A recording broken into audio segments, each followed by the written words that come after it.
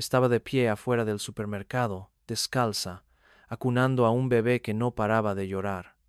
Sus otros 4 hijos se aferraban a su falda como sombras, silenciosos, con los ojos abiertos y hambrientos. Y entonces susurró: «No he comido en 2 días. No han tenido más que agua». El hombre con el que habló, ese al que la gente cruzaba la calle para evitar, metió la mano lentamente en el bolsillo de su abrigo desgastado. Le temblaban los dedos, no de frío, sino de la tormenta que sentía en su interior. Había enterrado a su esposa hacía 3 meses y había perdido su trabajo hacía 2 semanas. Después, y hasta ese momento, creyó que nadie en el mundo estaba peor que él.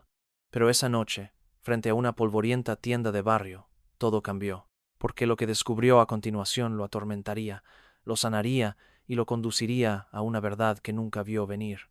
Pero antes de volver al tema, preséntate y cuéntanos desde dónde nos sintonizas en los comentarios. Tus historias importan, y si aún no lo has hecho, asegúrate de suscribirte para no perderte ningún momento conmovedor. Ahora, volvamos al principio. Antes de que el hambre se encontrara con la esperanza, antes de que un hombre destrozado conociera a una madre desesperada, y antes de que 2 mundos destrozados chocaran en una fría tarde de martes, el polvo lo cubría todo en el pueblo de Gracelaque, los alféizares, los columpios desgastados del porche, las aceras agrietadas por veranos demasiado calurosos e inviernos demasiado tercos. No era el tipo de pueblo que uno visita. O nacías aquí, o acababas aquí tras perder algo. Para María eran ambas cosas. Llegó a Grace Lake hace 5 años arrastrando una maleta con una rueda rota y un bebé atado al pecho. Sin marido a su lado, sin familia, solo esa maleta, ese bebé, y un cansancio en la mirada que ni siquiera el sueño podía aliviar. La gente la notó enseguida. ¿Cómo no? Una joven con 5 hijos, cada uno con un año de diferencia. Los niños nunca sonreían, nunca armaban un escándalo. Miré al suelo y la seguí como sombras, silencioso, atento, incluso inquietante.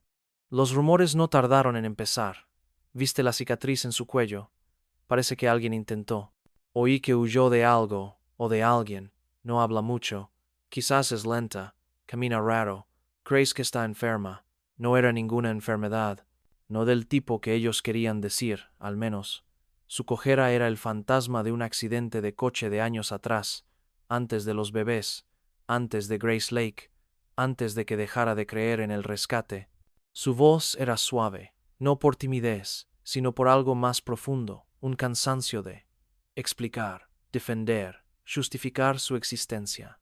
La cicatriz en su cuello, nunca hablaba de ello, ni siquiera a los mayores, y el silencio no solo era exterior, sino también interior, ese que se crea cuando ya nadie te llama por tu nombre. Cuando el único contacto humano es el roce de las monedas en la tienda de todo a $1, o la sonrisa de disculpa de la bibliotecaria que te ve más de la cuenta, la llamaban esa mujer con los niños, no María, nunca María. Los niños no estaban en la escuela. Algunos la culpaban, otros murmuraban que el sistema les estaba fallando. La verdad era más simple y triste. No podía pagar el papeleo, los suministros, las revisiones médicas. Y tenía miedo. Miedo de que alguien se los quitara si se acercaban demasiado. Su pequeño alquiler se estaba cayendo a pedazos. 2 habitaciones, 6 cuerpos, un calentador de agua roto. Lavaba la ropa en un cesto de plástico en la parte trasera de la casa y la colgaba en un tendedero que se hundía como sus hombros cuando creía que nadie la veía. Los niños aprendieron pronto a estirar una lata de frijoles para la cena, a leer libros al revés, a contener la respiración cuando el casero llamaba a la puerta. A veces, María no comía. A veces fingía que ya lo había hecho para que los niños no se sintieran culpables. Había días en que se quedaba en cama demasiado tiempo, paralizada por una tristeza demasiado pesada para nombrarla. En esos días, la niña mayor, Mía, de 9 años, tomaba las riendas en silencio. Tostaba el pan, ataba los zapatos, limpiaba la cara de su hermanito con una toalla vieja que mojaba en agua tibia. El mundo de María no solo era pobre, era invisible. La gente pasaba por la calle y apartaba la mirada. Se había convertido en un elemento fijo del paisaje del pueblo, como la fuente agrietada del parque o el columpio oxidado que ya nadie usaba. Y quizá eso era lo que más le dolía, no el hambre, ni el juicio, ni siquiera los recuerdos que la atormentaban en la oscuridad, pero el hecho de que nadie la viera. En realidad, no vieron una carga, un desastre, una historia con moraleja, pero no una persona, no una madre, no una mujer que una vez rió tanto que le dolieron las costillas, que solía tararearle nanas a su primer hijo, incluso cuando su propio estómago rugía. No vieron cómo arropaba a cada niño en la cama con una oración susurrada, ni cómo se sentaba en el suelo cada noche, juntando páginas rotas de viejos cuadernos, intentando enseñarles algo, lo que fuera, que pudiera darles una vida mejor. No entendían cómo aún recordaba el olor de la camisa de su marido, a pesar de que llevaba más de 5 años desaparecido. Muerto en un robo que salió mal, nunca se lo contó a los niños. Solo dijo: «Papá está con las estrellas ahora», y esperó que lo creyeran un poco más. No sabían que a veces, cuando el silencio se hacía demasiado fuerte, se quedaba de pie en el patio trasero por la noche y gritaba contra una almohada hasta que se le aflojaba la garganta, y nadie le preguntaba, hasta que un día alguien lo hizo, pero aún no hemos llegado a ese punto. Antes de profundizar en la historia de María, una breve nota. Soy Thomas, la voz detrás de esta narración. Si me acompañas, y si esta historia ya te llega al corazón, cuéntamelo en los comentarios. Leo todas y cada una de ellas, y tus opiniones son más importantes de lo que crees. Volviendo a María. Había un lugar en Grace Lake donde se sentía un poco menos juzgada. No era un albergue ni una iglesia. Era el callejón detrás del mercado de Riso, donde tiraban los productos demasiado magullados para venderlos. Ella había aprendido el horario, lunes y jueves a las 6 p.m. Era entonces cuando recogía manzanas con puntos blandos, plátanos que ya se estaban poniendo negros, a veces incluso pan sellado si tenía suerte. Enseñaba a sus hijos a mirar sin tocar demasiado, a ser rápidos, a sonreír si alguien los atrapaba, como si solo estuvieran jugando. Ahí estaba ella, el día que todo empezó a cambiar. Detrás de Riso, agarrando un tomate tierno como si fuera un tesoro, el bebé empezó a llorar. De nuevo, sus brazos estaban demasiado cansados para mecerlo, sus rodillas demasiado doloridas para agacharse, y por primera vez en mucho tiempo lo sintió. Desesperación. No la desesperación silenciosa y constante que llevaba a diario como una extremidad extra, sino la desesperación ruidosa, fea y temblorosa. Así que hizo algo que nunca pensó que haría. Caminó hasta la entrada del mercado, recogió, con el coraje como un cristal roto en las palmas de las manos, y se quedó afuera, sin mendigar, al principio, solo de pie, hasta que uno de los niños susurró: «Mamá, tengo hambre». Y entonces lo hizo. Miró a un desconocido, un hombre que salía de la tienda con el abrigo demasiado grande y la mirada demasiado triste, y dijo: «Señor, ¿tiene algo de comer que pueda darme?». Lo que ella no sabía era que este hombre acababa de dejarlo todo: su casa, su iglesia, la tumba que visitaba cada mañana. Y lo que no sabía era que esto no era solo un momento de caridad, era el comienzo de algo que ninguno de los dos previó. El viento arreció mientras ella hablaba, no con fuerza, solo lo suficiente para levantarle las puntas del pelo y llevar su voz un poco más lejos de lo que pretendía. «Señor, ¿tiene algo de comer?». Se detuvo, no porque quisiera, sino porque algo en su voz lo atraía, algo suave, desesperado y apenas remendado. Miró su rostro, no su ropa, no el llanto del bebé, ni cómo los otros niños se aferraban a sus piernas, sino su rostro. Y por primera vez en semanas, quizá meses, sintió que el aire abandonaba sus pulmones. El dolor reconoce al dolor, incluso cuando se viste de harapos. Era alto, quizá de casi 40 años, ni viejo ni joven. El abrigo le quedaba grande, las mangas le arrastraban más allá de las muñecas. Tenía los ojos enrojecidos y cansados, como si no hubiera dormido bien en mucho tiempo. Y en la mano derecha llevaba una bolsa de la compra. Nada del otro mundo, una hogaza de pan, una lata de sopa unas galletas y una barra de chocolate que había comprado por impulso en la caja. Bajó la mirada hacia la bolsa y luego la volvió a mirar. Los niños evitaron su mirada, excepto la mayor, Mía, que lo observaba con una especie de sospecha practicada. No confiaba en los desconocidos. María se había asegurado de ello. «Puedo compartir», dijo en voz baja, ofreciéndole la bolsa. María dudó. Su orgullo luchaba contra su necesidad, pero el llanto del bebé inclinó la balanza. «Gracias», susurró. No cogió toda la bolsa, solo el pan. La partió por la mitad y se la dio primero a los dos más pequeños. Luego volvió a levantar la vista, como diciendo, «Ya pueden irse». Pero él no lo hizo. En cambio, se arrodilló lentamente, dejando que sus rodillas encontraran la acera, y colocó con cuidado el resto de la comida junto a ella. «¿Llama Samuel?», dijo después de un momento. «¿Tú?». Ella dudó de nuevo. «María». No se dieron la mano, ni dieron mucha importancia a los nombres, pero algo cambió en el aire entre ellos. Un reconocimiento, una comprensión sin palabras que no necesitaba ser pronunciada. María no invitaba a la conversación. Samuel no insistió. Se sentó a su lado, a la distancia de la acera para no ser amenazante, lo suficientemente cerca para estar presente. El bebé finalmente dejó de llorar. «Perdí a mi esposa», dijo después de un largo silencio. María no respondió, pero sus ojos se posaron en él. «Hace 3 meses. Cáncer». Rápido, agresivo, hizo una pausa. Ella solía alimentar a los perros callejeros detrás de nuestro edificio.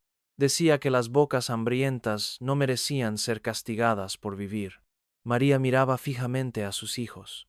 Yo también solía repartir comida. Antes de todo esto, él asintió. «Qué curioso cómo cambia el mundo». Otro silencio, más largo esta vez. Pero no era incómodo. A veces el alma habla en lo que no dice. Al otro lado de la calle, una cortina se movió.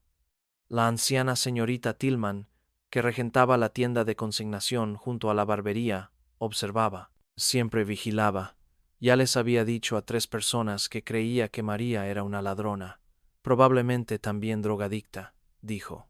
«Ninguna mujer termina con 5 hijos y ningún hombre, a menos que esté pasando algo turbio».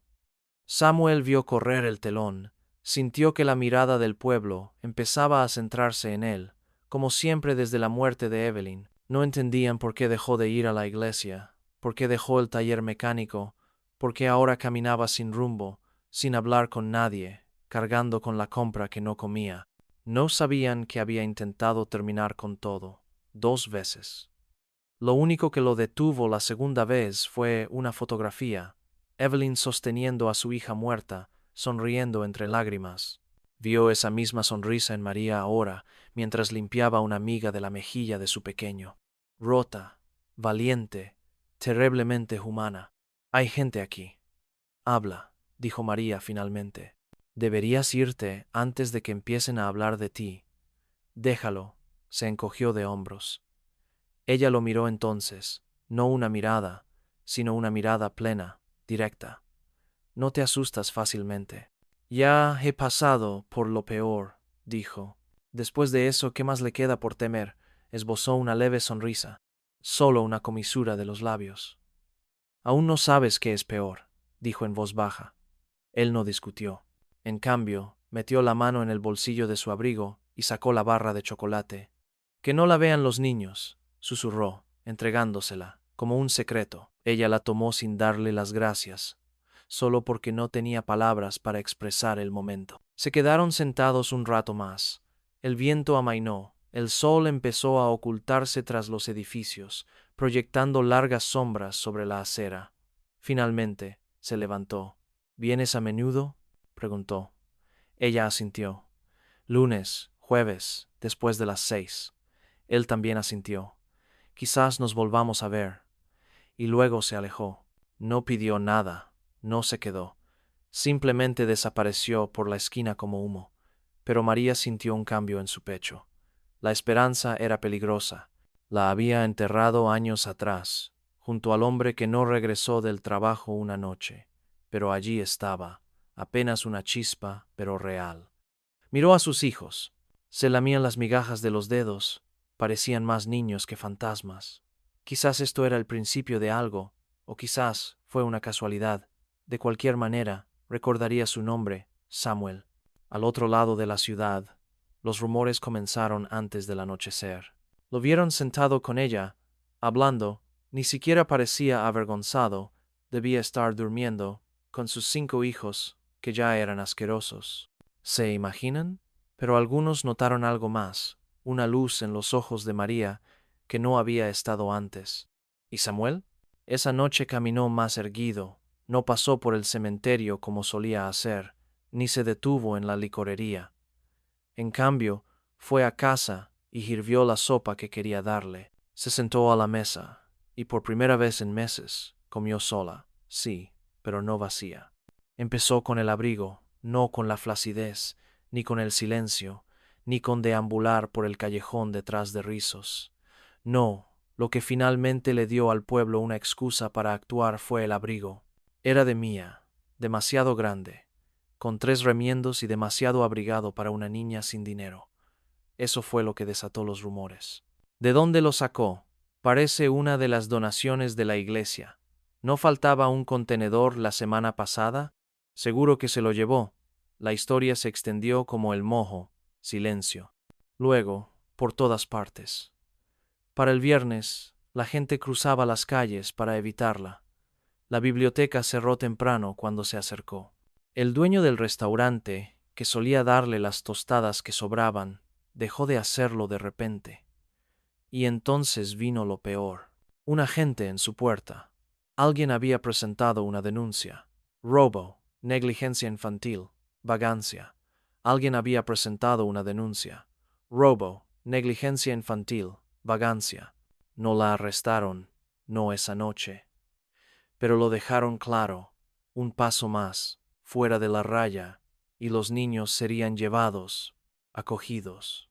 Si se les diera la oportunidad de un verdadero hogar, había dicho el agente sin ironía. María se quedó en la puerta mucho después de que se fueran, con los niños observándola desde atrás, el sofá en silencio. Le dolía el pecho, pero no de miedo, sino de vergüenza. No era cierto, no se había llevado nada. El abrigo estaba en una caja junto al contenedor de basura del pueblo, claramente abandonado. Pero eso ya no importaba. El pueblo había decidido. Ella era culpable. Y esa noche, cuando el bebé lloró, se acabó la fórmula y no le quedaba nada, nada en la despensa.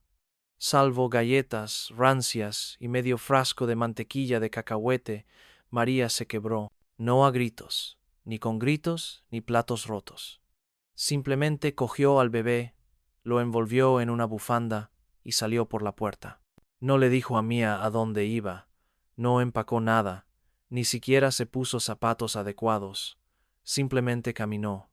Pasó la tienda de la esquina, pasó las escaleras de la iglesia, pasó el viejo árbol que siempre perdía las hojas demasiado pronto. La nieve apenas empezaba, copos diminutos, de esos que no parecen gran cosa hasta que empiezan a pegarse. No sentía el frío, en realidad. El dolor que sentía en su interior la había entumecido mucho antes de que llegara el invierno. Para cuando llegó a la orilla del lago Grace, donde las vías del tren se curvaban tras el bosque y desaparecían, le temblaban las piernas. Se sentó en la hierba alta y helada, abrazando al bebé. Gimió una vez y luego se quedó en silencio, y eso la asustó más que nada. Quizás era esto.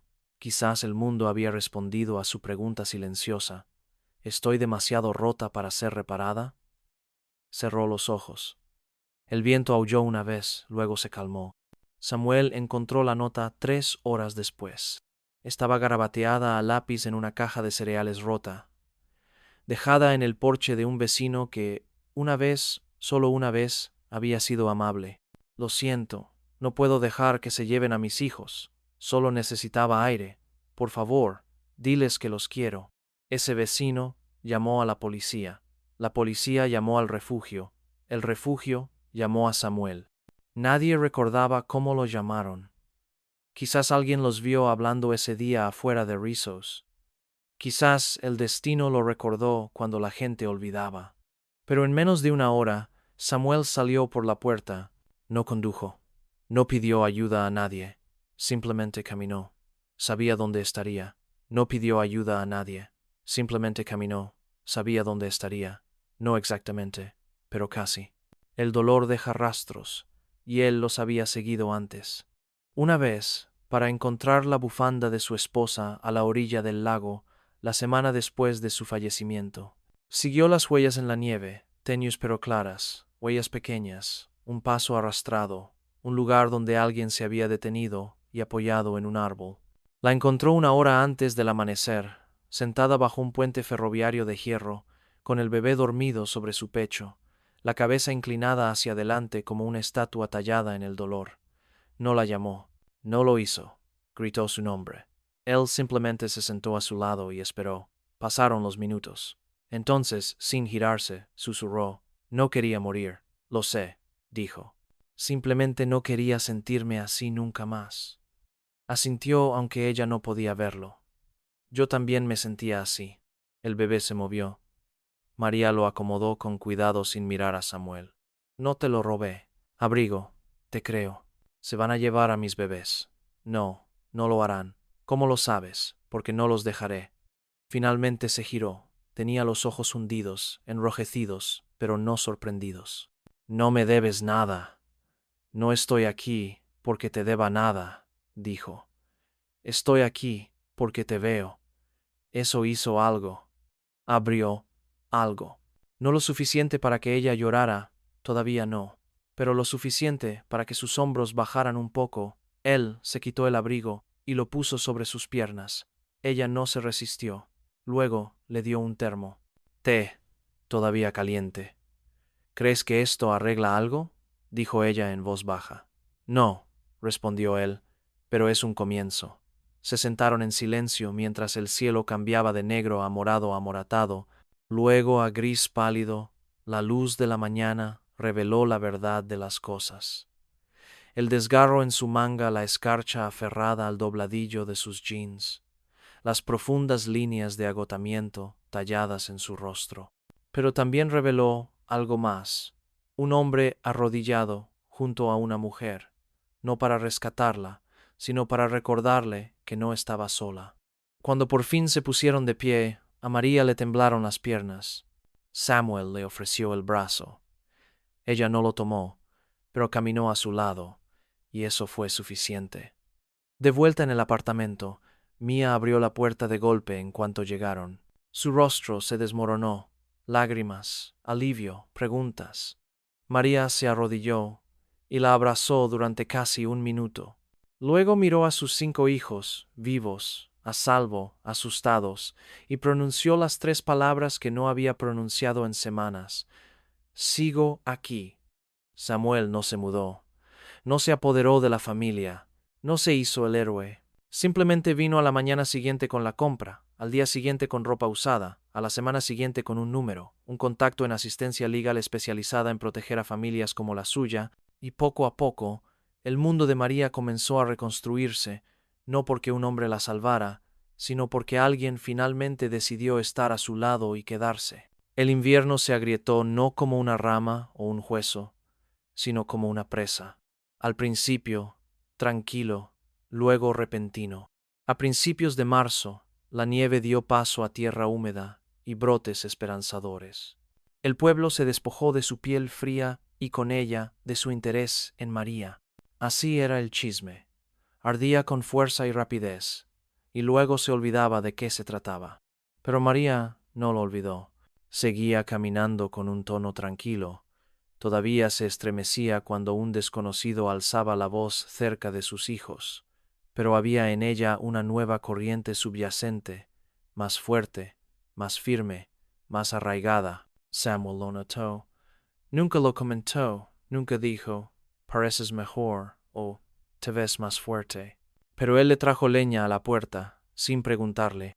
Arregló la bisagra suelta del armario, que ella no había mencionado. Le enseñó a Mia a revisar el aceite de la camioneta prestada, que apenas funcionaba. Juntos empezaron a construir, no solo seguridad, sino vida. Empezó con un terreno a las afueras del pueblo, viejo, olvidado. Un antiguo rancho de caballos abandonado desde que los Johnson se mudaron hace años. El granero se hundía, las cercas se inclinaban, la casa misma parecía contener la respiración, insegura de si aún podía seguir en pie. Pero María lo vio y dijo, eso podría ser algo. Samuel la miró con las cejas arqueadas. ¿Lo crees? Ella asintió. Solo necesita manos y tiempo. Y terquedad, añadió sonriendo. Ella le devolvió la sonrisa, auténtica esta vez, con dientes y todo. Menos mal que tenemos de sobra. Así que lo limpiaron. Samuel trajo una motosierra prestada. María trajo un rastrillo, y 5 niños que pensaban que un montón de postes de cerca rotos era lo más divertido que habían hecho en meses juntos barrieron, ordenaron, rescataron día a día. El lugar cambió no rápido ni drásticamente, sino como si sanara a finales de abril. Tenían una habitación de trabajo dentro de la casa, un puesto seguro en el granero y un buzón con sus nombres, escritos uno al lado del Prescuno, otro, Rivera y Lowe. No eran marido y mujer, ni siquiera socios, algo intermedio, pero significaba algo, sobre todo para los niños. Mia ya escribía su nombre con ambos apellidos en sus cuadernos. Los gemelos dejaron de preguntar cuándo era la cena. Simplemente confiaban en que llegaría. Samuel se quedaba más tarde cada noche. A veces comían juntos en la misma mesa. Otras veces simplemente se sentaba cerca de la fogata y escuchaba el caos a través de las ventanas abiertas con una suave sonrisa. María no le pidió que se mudara, y él no lo obligó. Ambos sabían lo que se sentía perderlo todo demasiado rápido, así que se tomaron su tiempo. Entonces llegó la carta, doblada, arrugada, con sello del gobierno, entregada en mano por un hombre de rostro agrio, con uniforme planchado, a quien no le gustaba el aspecto del lugar, ni la mujer que abrió la puerta. Era del Estado. Se reabrirá la revisión formal de su caso debido a un nuevo testimonio sobre el bienestar de sus hijos. Las palabras la golpearon como una bofetada. Apenas notó la segunda página. Un miembro anónimo de la comunidad había expresado su preocupación por las condiciones de vida actuales de los niños en presencia de un hombre no emparentado. Sabía exactamente quién lo había escrito, la señorita Tillman. Nunca había abandonado la idea de que María no era apta, y ahora su veneno había encontrado un canal. María no durmió esa noche, Samuel tampoco. Se sentó con ella afuera del granero, mientras el viento aullaba entre los listones rotos. Está intentando arrasarlo todo, susurró María. No lo hará, dijo él. Podría. No tengo contrato de arrendamiento. No tengo trabajo. Apenas tengo agua corriente. ¿Qué juez va a ignorar eso? No respondió de inmediato. En cambio la miró, realmente la miró, las ojeras bajo sus ojos, la forma en que se agarraba los brazos, como si los soltaba se fuera a desmoronar. He estado conteniendo algo, dijo finalmente. María se tensó. ¿Qué? Algo que devolver, dijo finalmente. María se tensó. ¿Qué? Mi esposa, dijo Evelyn. No solo estaba enferma, estaba embarazada. María se giró lentamente. Murió antes de que pudiéramos conseguir ayuda. No me moví lo suficientemente rápido. No podía creer que el dolor fuera tan fuerte. Para cuando lo hice, ya era demasiado tarde. Tragó saliva. Me culpan a mí, sus padres. Dicen que la dejé morir. Empecé a creerles. Por eso dejé de vivir. María no habló, no por juzgar, sino porque sabía lo que era cargar algo tan pesado que te doblaba la columna hasta el suelo. Te lo digo ahora, dijo en voz baja, porque si luchamos contra esto, lo revisarán todo. Mi historial, mi dolor, nosotros, asintió lentamente, y luego dijo, bien, parpadeó, bien. ¿Crees que quiero luchar contra esto con un hombre que nunca ha sido doblegado? Samuel exhaló y luego rió una vez, seca, amarga y aliviada. Te apoyaré, dijo. No delante de mí, advirtió ella. Él sostuvo su mirada. A tu lado, te lo prometo. Se pusieron manos a la obra, no con abogados, porque aún no podían pagar uno, pero con pruebas. Samuel registró la propiedad legalmente a nombre de ambos. Solicitó una subvención para la rehabilitación de terrenos. María empezó a trabajar a tiempo parcial limpiando puestos en el rancho del vecino calle abajo, ingresos oficiales. Instalaron agua corriente con un tanque prestado, construyeron una despensa improvisada, registraron a los niños en el distrito escolar cercano, documentaron todo. No pretendían ser perfectos, lo intentaban, abiertamente, honestamente, visiblemente, y eso importaba. Cuando llegó la trabajadora social, los niños hablaron por sí mismos. Ahora como todos los días, dijo el niño más pequeño. Mamá, no, llora tanto, añadió una gemela. Y nos gusta Samuel, dijo Mía con claridad. No intenta ser nuestro padre, simplemente está aquí. María se quedó en la puerta, con los dedos apretados tras la espalda, observando a la trabajadora social escribir, asentir, preguntar. Al final, la mujer simplemente sonrió. No eres lo que esperaba, dijo. María arqueó una ceja. ¿Eso es bueno? La mujer se encogió de hombros. Es hoy, esa noche junto a la fogata. Samuel estaba sentado con el bebé en su regazo. María estaba de pie detrás de él, con el pelo suelto y una expresión suave. ¿Aún piensas en ella?, preguntó en voz baja. Él no fingió no entender. Todos los días, dijo. Ella asintió. Eso no cambiará si te quedas aquí. No quiero que cambie. Rodeó el fuego y se sentó a su lado. Sus manos se rozaron ligeramente. Yo también lo sigo viendo, admitió. El padre del niño. Solía llamarme Sol, antes de desaparecer. Samuel la miró. ¿Lo odias? Guardó silencio un buen rato. No, dijo finalmente. Creo que simplemente dejé de necesitar que volviera. Él asintió. Las llamas titilaron entre ellos. Se hizo un silencio, largo pero no vacío. Se hizo un silencio, largo pero no vacío. Entonces Samuel se giró, dudó, y la besó, no como una reivindicación, no como una salvación, sino como alguien que elige a otra persona a propósito. María no lloró, pero al devolverle el beso, le temblaron los dedos. Y al otro lado de la ciudad, bajo la tenue luz amarilla de su salón, la señorita Tillman vio enfriarse su té. Su informe había fracasado. El pueblo había perdido interés. Su boca se curvó con amargura al oír risas desde su ventana abierta, débiles, lejanas, desde las afueras de la ciudad, donde los indeseados habían construido algo que ningún rumor podía quemar, había construido algo que ningún rumor podía incendiar. La feria del pueblo llegó, antes de lo habitual esa primavera, carpas brillantes, música a todo volumen, palomitas en el aire, y el juicio aún presente en ciertas miradas. María no había planeado ir, no porque ya les temiera, sino porque algunas heridas no necesitan ser expuestas. Pero los niños rogaron. Mía había estado practicando una canción con el coro de la escuela. A los gemelos se les prometió que los llevarían, y el bebé, aunque todavía pequeño, se iluminó con el sonido de la música ahora. Así que ella fue. Samuel se ofreció a conducir. Cuando llegaron, los ojos se abrieron, algunos muy abiertos, otros entrecerrados, algunos llenos de sorpresa, otros con ese mismo silencio, desaprobación que la había seguido como una segunda sombra. Mantuvo la cabeza alta. Samuel la seguía a su lado. Nunca la tocaba en público, todavía no. No habían hecho nada oficial, no habían etiquetado este extraño y hermoso vínculo entre ellos. Aún se estaba formando, pero él estaba allí, siempre allí, hasta que desapareció. Lo perdió cerca del lanzamiento de aros, se dio la vuelta y desapareció. Al principio no le dio importancia. Probablemente siguió a uno de los chicos, tal vez chocó con alguien.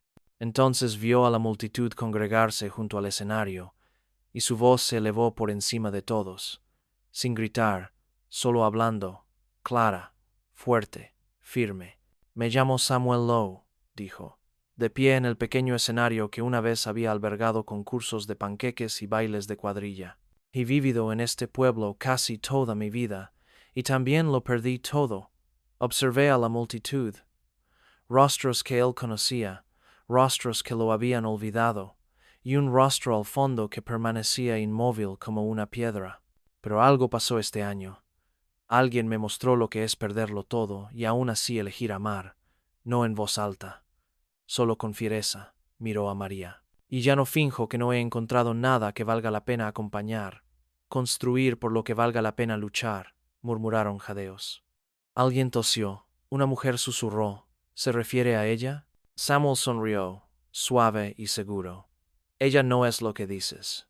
No es un rumor, ni un archivo, ni una cicatriz. Ella es la razón por la que recordé cómo se siente la vida, y no dejaré que este pueblo avergüence lo que debería celebrarse ni un solo día más.